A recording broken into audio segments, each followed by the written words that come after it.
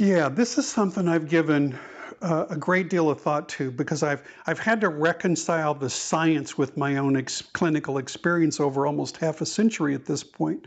And here's what the conclusion that I've come to. One is we know that a significant number of people with alcohol and other drug problems will resolve those problems without professional assistance, and they will do so without involvement in recovery mutual aid. We also know in community studies, not clinical, not of treatment populations, but surveys of the community, that a significant number of those individuals will do so by decelerating alcohol or other drug use rather than stopping drug use, which flies in the face of virtually everything we've experienced in terms of traditional treatment, where people have gone out and continued to use and clinically deteriorate and destroy their lives and have to come back into treatment again and again. So how do we reconcile these two radically different views of the world? And I've often referred to it as the apples and oranges of the alcohol and drug problems arena. When you study community populations, you come away with great optimism that these problems can be self-resolved with natural resources, raising the question, why do we even need treatment? And is there really a need for abstinence? Why can't we just coach people to decelerate their alcohol and their other drug use? And yet when we study clinical populations, we come away with a very pessimistic view of the long-term trajectory of those problems in terms of death and insanity and on if people continue to use. So the question is, who can use and who can't? Who needs treatment and who doesn't? Who can recover naturally and who requires all of these additional supports? My best prediction at this point is I do believe there's a clinical cluster out there that can begin to tell us the difference between that natural recovery population and individuals who do fit the chronic disease approach.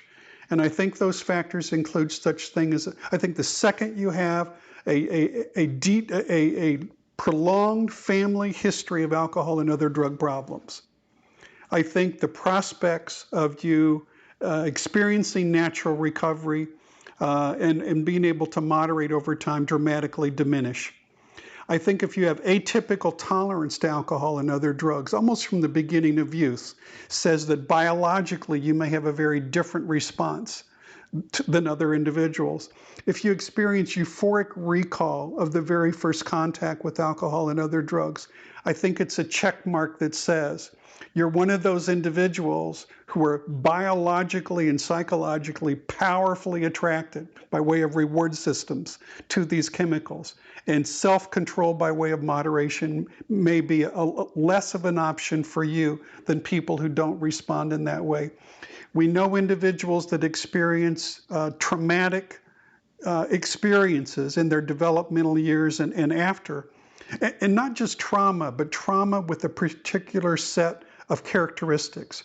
Early onset of trauma, long duration of trauma, trauma involving multiple perpetrators, trauma involving physical violence.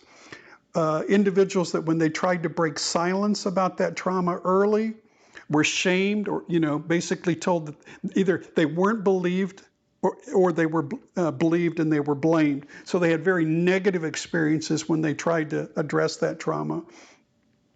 And I think individuals who have been deeply enmeshed in family and social networks, saturated with alcohol and drugs, and there are others, but the point I'm making here is the more of these elements that you combine, the prospects of natural recovery and moderation begin to diminish.